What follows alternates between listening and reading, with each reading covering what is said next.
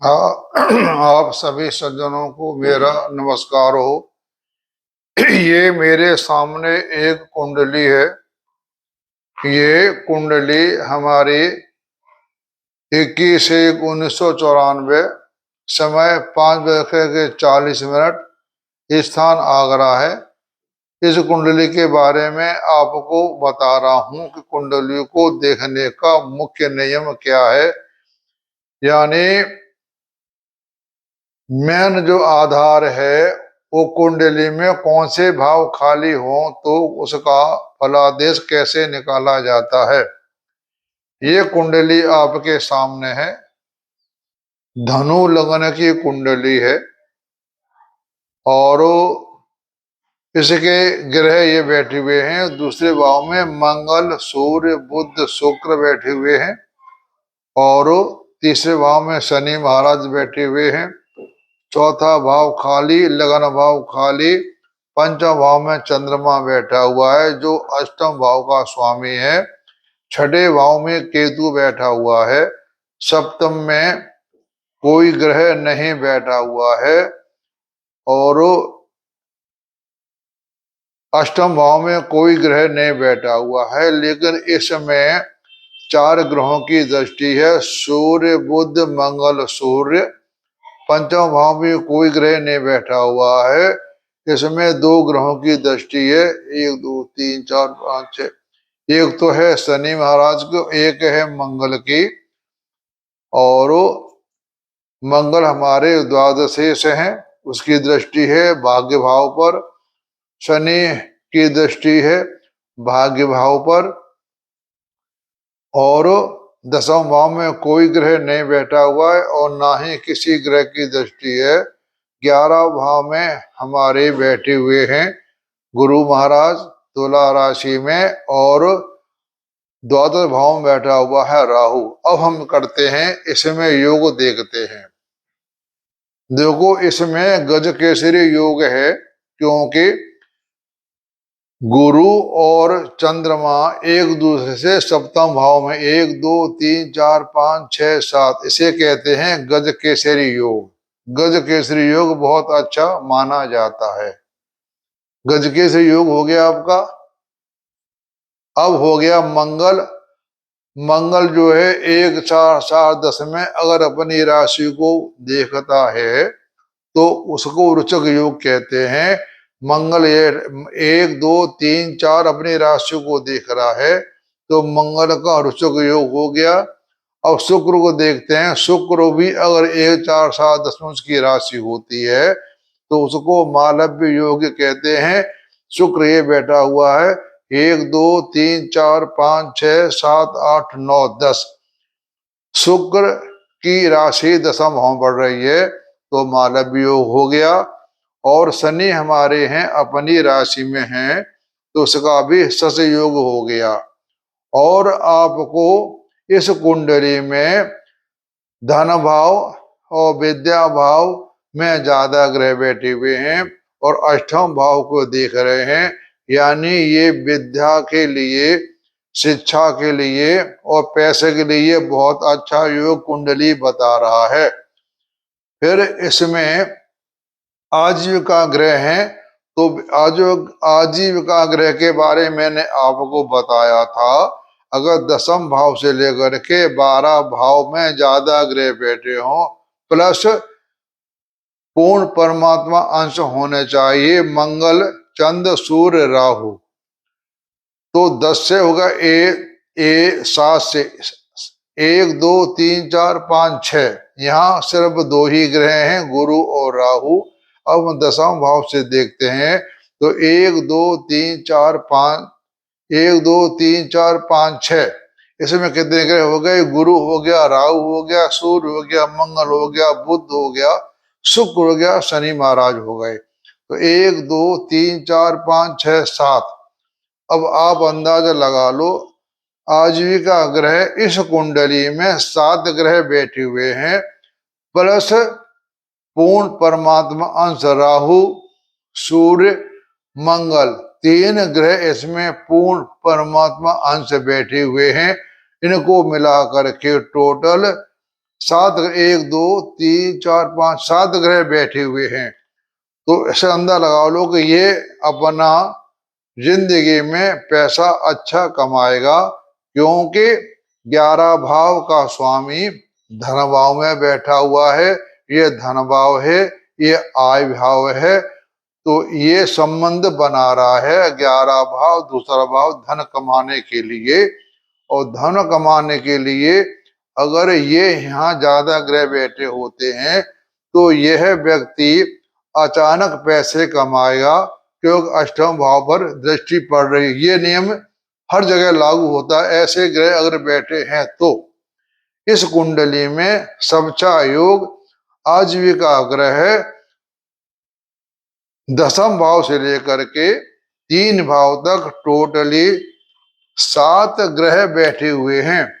शुक्र बुध मंगल सूर्य, 7 ग्रह बैठे हुए, 7। शुक्र गुरु राहु सूर्य मंगल बुध शुक्र शनि। ठीक है, अब हम चलते हैं इसमें जो हमारे हैं। अब हम देखते हैं भावों को जो मैंने, और इसमें शनि का भी सहयोग लग रहा है। इसमें योग हुए आपके 1 गजकेसरी योग, रोचक योग, मालव्य योग, 2 और 8 भाव मजबूत हैं आपके। आजीविका ये 4 और सहयोग 5। इसमें 5 योग बड़े अच्छे बन रहे हैं। लेकिन मैंने आपको बताया था कुंडली में अगर 1 4 10 भाव खाली हैं या कोई ग्रह नहीं बैठा, इस कुंडली में लगन भाव जो है किस इस भाव में, जिस भाव में कोई ग्रह नहीं बैठा होता है और उस राशि की या किसी भी ग्रह की दृष्टि पड़ रही हो तो कुछ उसमें उजाला हो जाता है। जैसे एक घर में दीपक जला दें तो उसमें रोशनी जग जाती है। इसका ना तो कोई स्वामी देख रहा और ना ही कोई दूसरा ग्रह देख रहा। इसका लगन भाव खाली हो गया। अब चलते हैं चौथा, यह सुख भाव है। इसमें कोई ग्रह नहीं बैठा हुआ है और ना ही कोई ग्रह इसको देख रहा है, तो इसका सुख भाव भी खाली हो गया।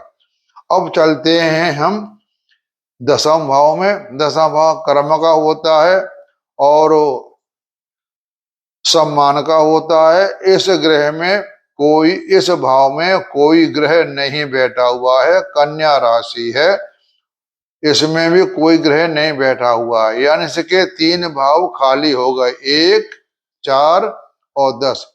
इस जातक का प्रारब्ध बस में कोई कर्म नहीं बढ़ रहा जो इसको सफलता मिले, और प्रारब्ध बस इसको सुख भी नहीं है जिंदगी में, और इसका लगन भाव भी कमजोर है।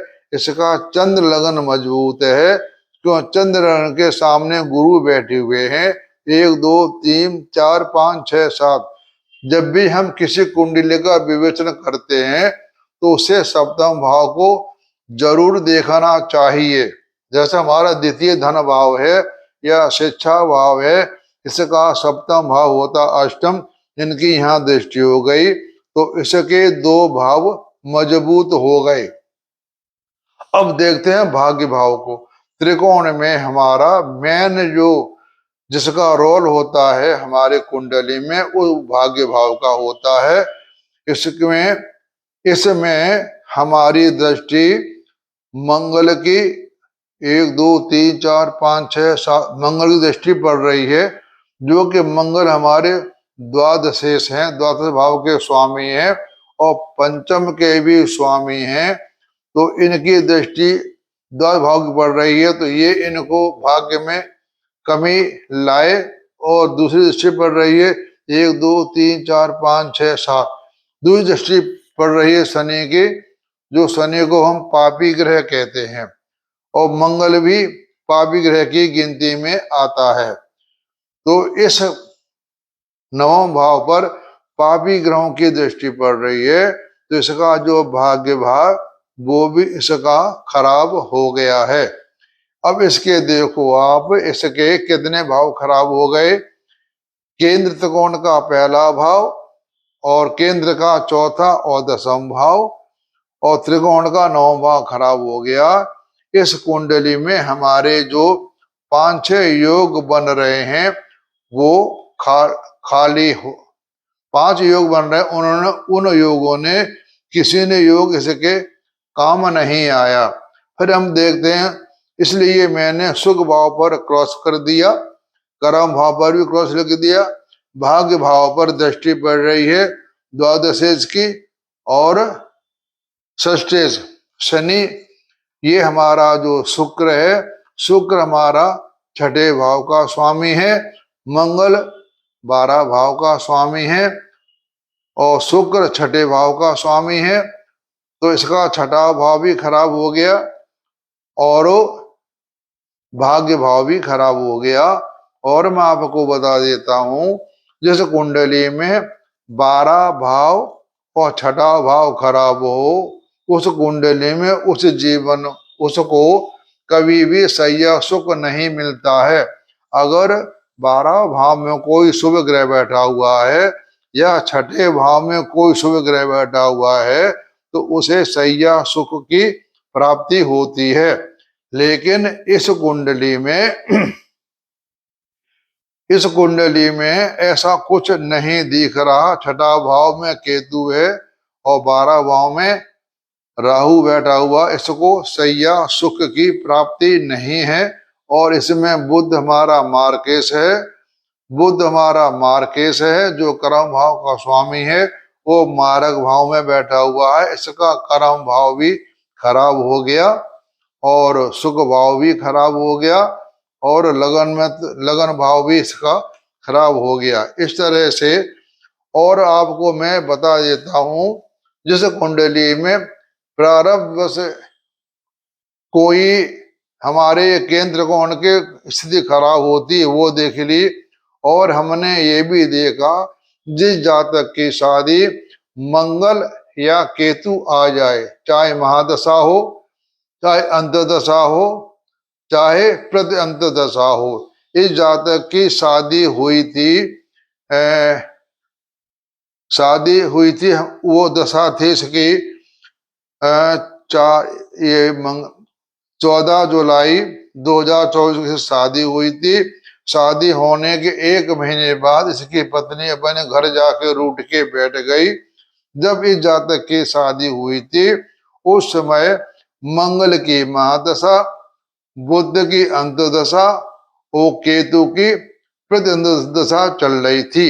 इसका शादी का भी समय ठीक नहीं था, क्योंकि जब इसकी शादी हुई थी, अगर हम मंगल दशा को छोड़ते हैं तो 27 के बाद इसका योग बनता है, तो इसकी उम्र भी ज्यादा हो रही थी, इसलिए जातक की शादी कर दी गई।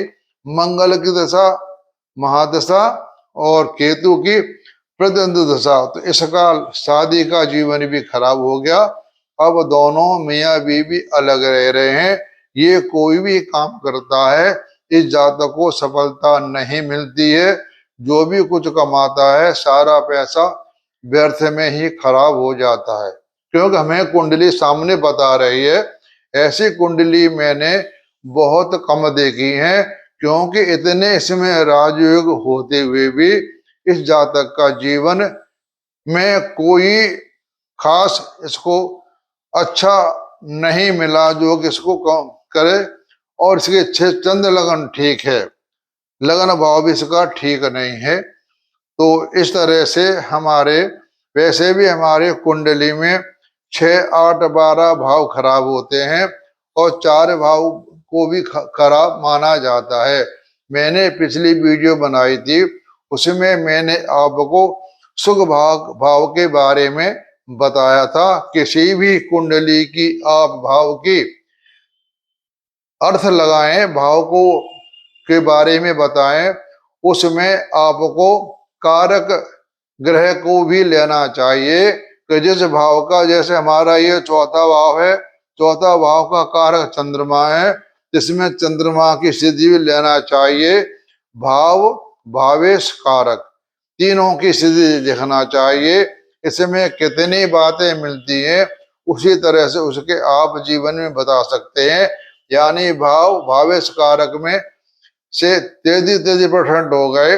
अगर एक का मिलता है तो सुख हो गया 33%, और दो का ग्रहों का मिल गया तो 66%, और तीनों का मिल गया तो 99% का जातक के भविष्य का ठीक रहता है। इस मैंने आपको बता दिया।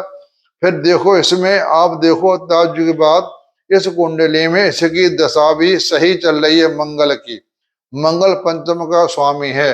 तो वैसे जो बताते हैं, लिखा भी है, हमारे गुरुजन भी कहते हैं, त्रिकोण की किसी भी ग्रह जो स्वामी है उसकी दशा अच्छी जाती है। लेकिन यहाँ पर ये बात फेल हो गई, क्योंकि इसके ये 1, 4, 10 भाव खाली भाग्य साथ नहीं दे रहा है, और दशा महादशा लगी मंगल की, तो इसके लिए ये दशा भी ठीक नहीं है। यानी हम एक ये भी कहते हैं, किसी कुंडली में योग मिल रहे हैं और दशा खराब आ जाए तो योग सारे फेल हो जाते हैं।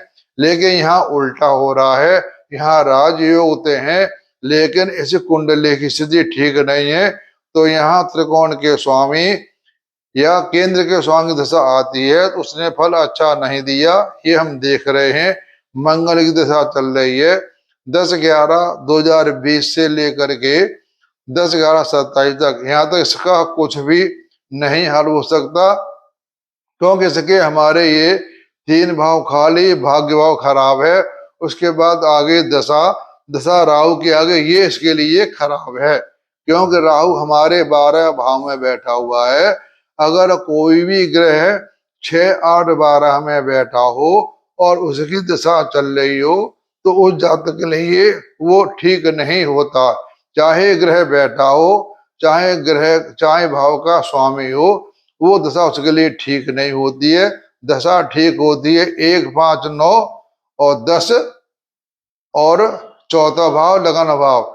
सप्तम भाव की जो भावेश होता है वो दशा ठीक नहीं होती है, क्योंकि ये मारक भाव है। हमारा सप्तम और 2 ये मारक भाव हैं, इनकी दशा ठीक नहीं होती है। यानी केंद्र में सप्तम भाव भावेश की दशा अच्छी नहीं होती है। तो ये मैंने आपको सारी बातें बता दी। ऐसा आप प्रयोग करके देखेंगे तो आपको 99% बातें सही निकलेंगी। यहाँ सारी बातें फेल हो गई, सारे योगों ने कोई काम नहीं किया। पंचभाव का उसने दशा, उसने कुछ काम नहीं किया। ये कुंडली आपके सामने है। अगर मेरी वीडियो आपकी अच्छी लगी तो लाइक करें और सब्सक्राइब करें। और सब्सक्राइब करेंगे तो मैं जो भी कुंडली अपलोड करूंगा आपके व्हाट्सएप पर पहुंच जाया करेगी। तो आप सबका सुनने का धन्यवाद और आप सबको नमस्कार।